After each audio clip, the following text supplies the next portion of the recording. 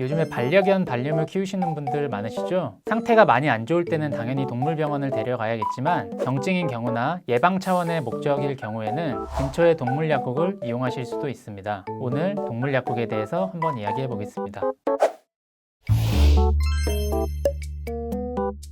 우리가 알고 있는 일반 약국에서도 동물의약품 취급이 가능합니다. 모든 약국이 가능한 것은 아니고 동물약국 허가를 받아야지만 가능합니다. 그래서 개설 등록을 신청하셔야 되고요. 동물약국은 주로 내부나 외부에 동물약국임을 알리는 귀여운 스티커나 문구 같은 것을 붙여놓곤 합니다. 조금만 자세히 약국을 들여다보시면 어렵지 않게 이 약국이 동물약국임을 아실 수 있으실 겁니다. 또 대한동물약국협회 홈페이지에 들어가시면 동물약국의 위치, 또 정보 등을 찾으실 수 있습니다.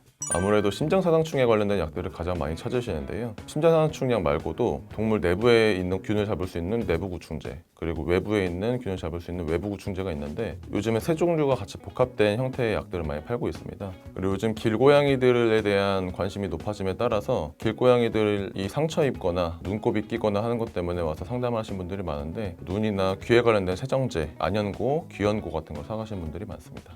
동물약국에서 소비자들이 가장 많이 찾으시는 약은 심장사상충 약입니다. 이외에도 구충제, 진드기약, 설사약, 귀병약, 안약, 소독약 여러 가지 동물약을 취급하고 있습니다. 먼저 심장사상충 약은 크게 두 가지 타입으로 나눌 수 있습니다. 먹는 약과 바르는 약입니다. 그리고 먹는 약 중에서도 알약과 씹어먹는 추어블 타입의 약이 있습니다. 보통 이 심장사상충 알약이 크게 나오지는 않아서 강아지들이 잘 먹긴 하지만 그래도 잘 안 먹는 강아지들을 위해서 씹어먹는 추어블 정이 있습니다. 이렇게 추어블 정이라고 표시가 되어 있는데요. 이 추어블 정은 약간 고기처럼 네모나게 생겨서 보통 잘 먹습니다. 이렇게 먹는 심장사상충 약 이외에 바르는 심장사상충 약이 있는데요. 이 바르는 심장사상충 약은 몸무게에 따라서 또 다르고 고양이에게 쓸 수 있는 심장사상충 약은 이 바르는 형태의 심장사상충 약밖에 없기 때문에 집사분들은 꼭 아셔야 하는 약입니다. 그리고 피부병에 걸린 경우에는 뿌릴 수 있는 타입, 바를 수 있는 타입, 그리고 샴푸 타입 여러 가지 타입들이 있는데요. 한번 가볍게 살펴보면 반려견이나 반려묘들이 이제 샴푸로 씻겨주면서 할 수 있는 피부병 샴푸라고 보시면 되고요.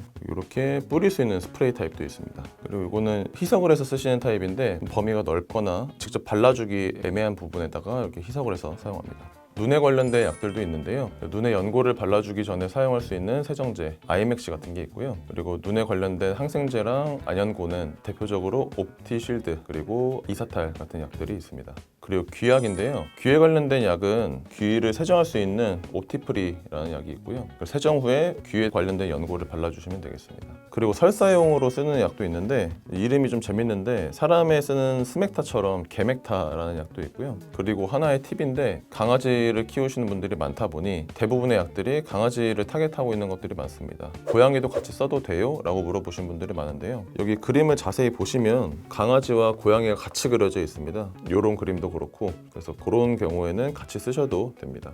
현재 대학교 과정에서 배우고 있는 커리큘럼들은 각 학교마다 조금씩 다릅니다. 그래서 동물의약품 강의의 경우 정규 커리큘럼으로 진행하는 것도 있고 진행하지 않는 경우에는 특강으로 진행하기도 합니다. 그리고 설령 배우지 않더라도 졸업을 하고 나서도 지속적으로 강의를 듣게 되는데 거기에서 보통 필수적으로 강의를 듣게 됩니다. 그래서 동물약에 관련된 가벼운 상담이라든지 일반약 같은 판매는 가능합니다. 지속적으로 사가거나 또는 급하게 상처 때문에 약을 사가야 될 경우 약국에서 사시는 경우들이 있지만 진짜 상처가 심하거나 수의사의 소견을 필요로 하는 경우에는 꼭 동물병원에 가셔서 진료를 받고 상담하고 약을 구매하셔야 합니다. 처음 심장사상충 약을 살 때는 꼭 알아야 하는 것이 있습니다. 견종, 몸무게, 개월수입니다. 강아지의 몸무게에 따라서 써야 하는 약 용량이 다르기 때문에 보통 다른 제품을 써야 합니다. 보통 소형견을 많이 키우기 때문에 소형견에 대해서 비교를 해보자면 5.6kg 이하인 초소형견을 위한 약과 5.7kg에서 11kg 미만의 소형견을 위한 약이 따로 나와 있습니다.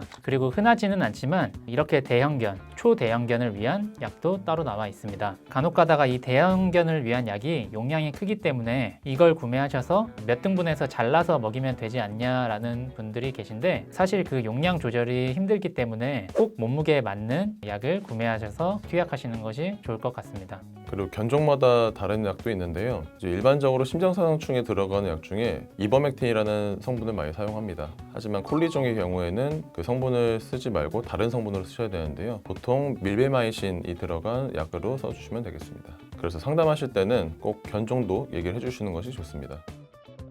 오늘 동물약국에 이렇게 여러 가지 약이 있다는 것을 알아보았습니다. 가끔 잘 모르시는 보호자분들이 사람에게 쓰는 인체용 의약품을 반려견이나 반려묘에 똑같이 투여해도 되지 않냐고 물어보시는 분들이 가끔 계십니다. 약에 따라서는 굉장히 위험한 경우가 있습니다. 반려동물에게는 꼭 동물용 의약품을 챙겨주셔서 반려동물의 건강을 챙겨주시기 바랍니다.